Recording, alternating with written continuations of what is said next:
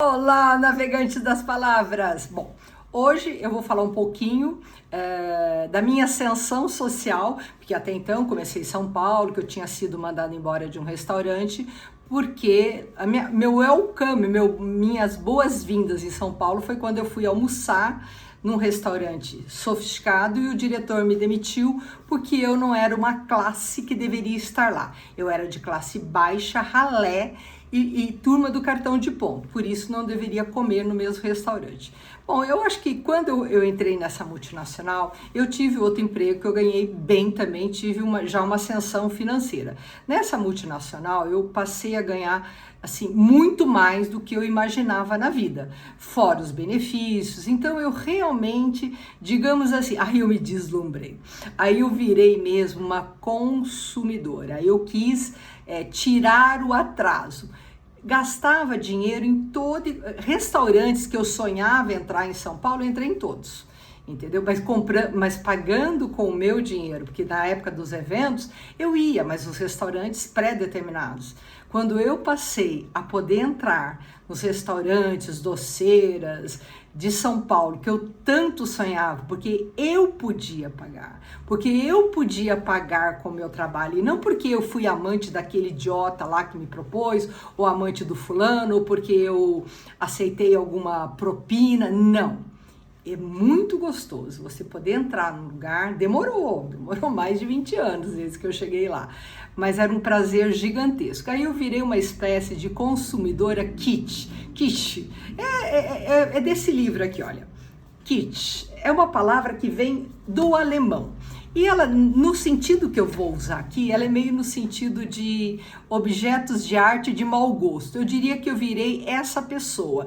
Por exemplo, eu fui para Nova York, trouxe todos os souvenirs, por exemplo, tudo que era lá, aquele chaveirinho, aquelas coisas, eu trouxe todos. Fui para Paris, um monte de miniatura da Torre Eiffel, apontador de lápis da Torre Eiffel, coisa de papel da Torre Eiffel. Fui para Londres, trouxe lá a família real numa caneca. Enfim, eles dizem que esse kitsch, eu não sei como pronunciar, porque essa palavra não é inglês, mas é kitsch, né?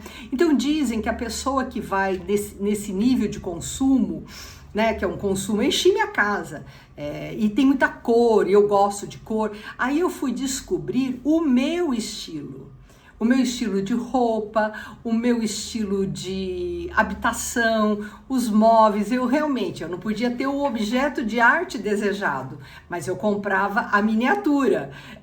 Eu gostava, por exemplo, de misturar, como gosto, flores de plástico, né? Flores artificiais com flores naturais.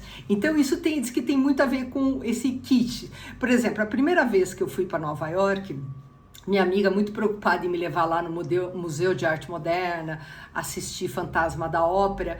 O que eu descobri foi uma rede de farmácia, acho que chamada Duane Reade. Ela tinha por várias esquinas de Nova York. Eu saía de uma esquina, eu entrava de uma loja na outra. O que eu ficava lá? Era acessório para cabelo.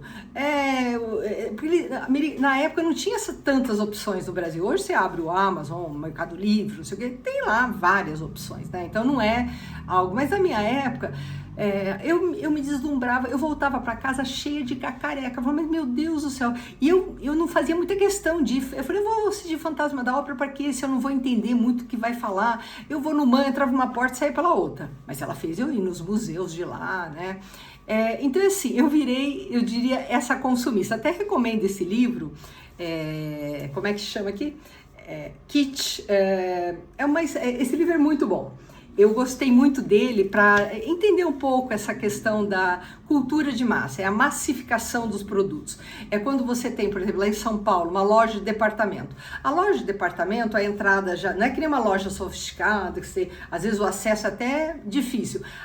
Essa loja kitsch, que é supermercado, você entra lá, é porta grande para você entrar, tem imitação de tudo, só que é tudo acessível. Você passa a ter acesso a objetos que até então eram objetos de arte. Então a minha casa era recheada desses objetos, essas miniaturas, quando eu trazia de viagem, ou mesmo em São Paulo, que eu via alguma coisa. Depois eu fui dando uma refinada mais no gosto, mas eu me esbaldei. Quando eu comecei a ganhar dinheiro, inclusive eu também investi em terapia, porque como eu tinha tido muito estrago na vida, essa luta pela sobrevivência, muita rejeição, tendo que ser forte quando não era, tendo que usar uma armadura de aço para sobreviver, aí eu fui fazer terapia para poder desmontar um pouquinho aquela Celina, né, que eles chamavam guerreira. Eu fui desmontar um pouquinho a guerreira para virar uma mulher, né? E aí uma das sugestões da minha terapeuta foi que eu tivesse uma assistente do lar.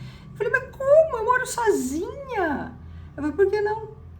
Você a vida inteira se debateu com a sobrevivência, sempre não tendo ninguém para cuidar de você, das suas coisas. Agora que você tem um apartamento, que você está começando a ter alguma coisa, por que não alguém para cuidar de tudo para você? Alguém para se preocupar com a sua comida, com as coisas que você gosta, para quando você voltar para casa, ter sua roupa lavada, passada.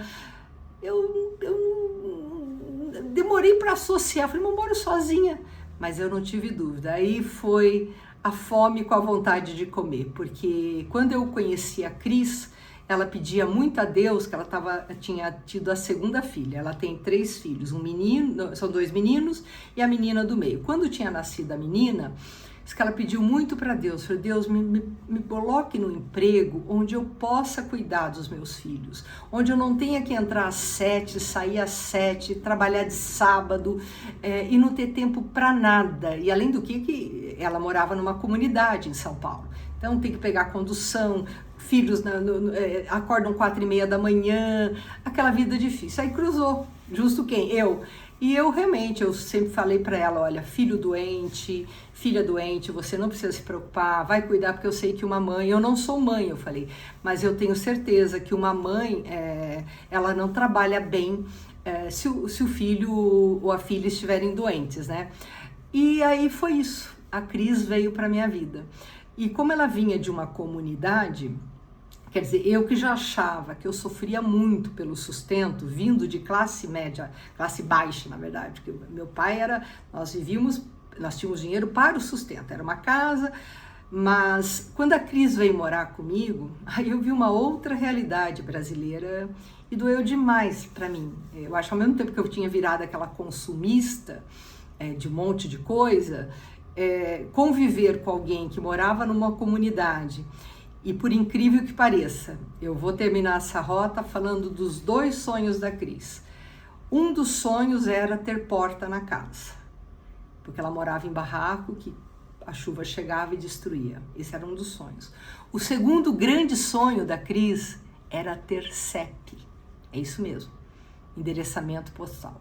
Porque onde ela morava eram vielas, e vielas não tem CEP. O correio não desce até lá onde ela morava, quase que você ia descendo, a avenida estava lá no alto, você ia descendo, todo mundo falava que ela morava num buraco. Era tantas escadinhas que você descia para chegar lá onde ela morava, que era literalmente falando bem no buraco mesmo. E ela sonhava com CEP. Ela falava, ai, meu sonho, dona Celina, é ter um CEP, morar numa rua, poder receber cartas no meu nome e não na portaria do prédio. E eu que achava que tinha sonhos, né? Que os meus sonhos eram que eu tinha sofrido. Aí eu vim a conhecer um outro lado, o lado das pessoas que moram em comunidades. E eu vou falar da Cris especificamente, né? Que é quem eu conheci, trabalhou comigo 10 anos, na próxima rota. Paz, navegantes, a todos nós!